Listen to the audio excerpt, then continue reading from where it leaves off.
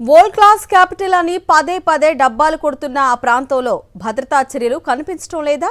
రాజధాని కోసం రైతుల నుంచి వేల ఎకరాల భూములు తీసుకున్న ప్రభుత్వానికి ప్రభుత్వ సంస్థలకు స్థలాలు కేటాయించడానికి మనసు రావడం లేదా అంటే అవుననే సమాధానం వినిపిస్తోంది.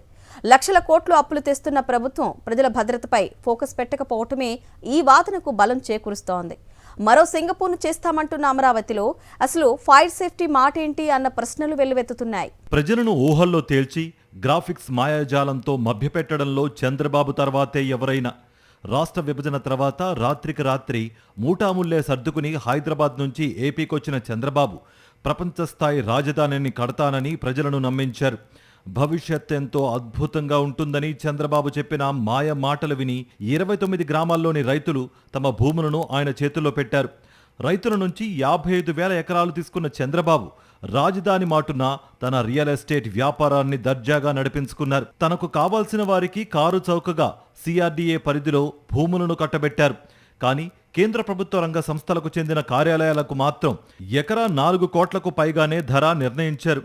మొన్నటి వరకు ఏఐ జపం చేసిన చంద్రబాబు ఇప్పుడు క్వాంటమ్ కంప్యూటర్ జపం మొదలుపెట్టారు. ఇటీవల 50 ఎకరాల్లో క్వాంటమ్ వ్యాలీ నిర్మాణ పనులకు ఆర్భాటంగా భూమి పూజలు కూడా చేశారు.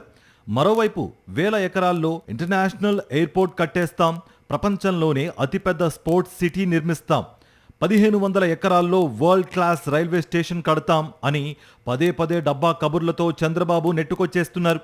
అయితే ఇవన్నీ కడతారు సరే, ఆ ప్రాంతంలో ఏదైనా ప్రమాదం సంభవిస్తే ఏంటి పరిస్థితి?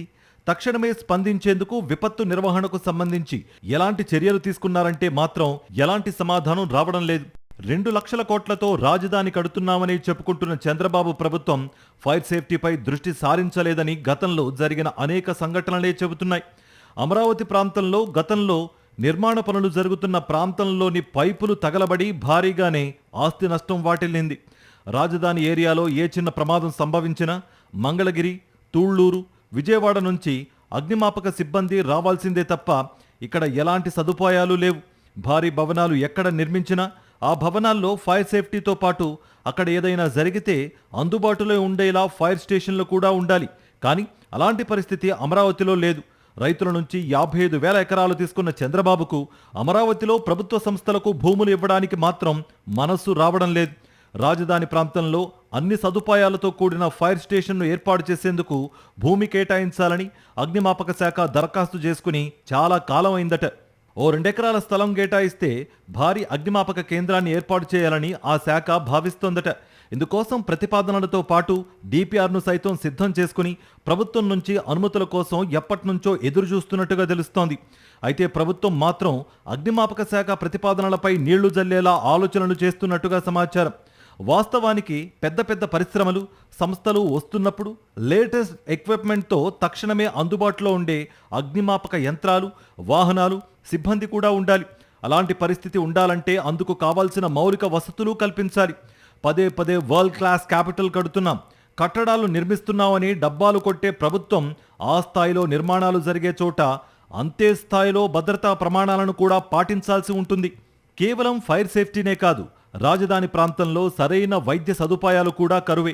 రాజధాని నిర్మాణ పనుల కోసం స్థానికంగానే కాకుండా ఇతర రాష్ట్రాల నుంచి కూడా వర్కర్లు వస్తున్నారు. అలాగే రాజధాని ప్రాంతంలో విశాలమైన రోడ్లు, భారీ భవనాలు నిర్మిస్తున్నారు. ఈ ప్రాంతంలో ఎవరికైనా ఏదైనా అనుకోని ప్రమాదం జరిగితే మంగళగిరిలోని ఎయిమ్స్కు గాని, విజయవాడకు గాని తరలించాల్సిన పరిస్థితి. ఓవైపు ఫైర్ సేఫ్టీ, మరోవైపు ఆసుపత్రులు వంటి సదుపాయాలు కల్పించకపోతే ప్రపంచ స్థాయి రాజధాని ఎలా అవుతుందనే చర్చ ప్రభుత్వ వర్గాల్లో నడుస్తోంది. ఇప్పటికైనా ప్రభుత్వం వీటిపై దృష్టి పెట్టాలని కోరుతున్నారు.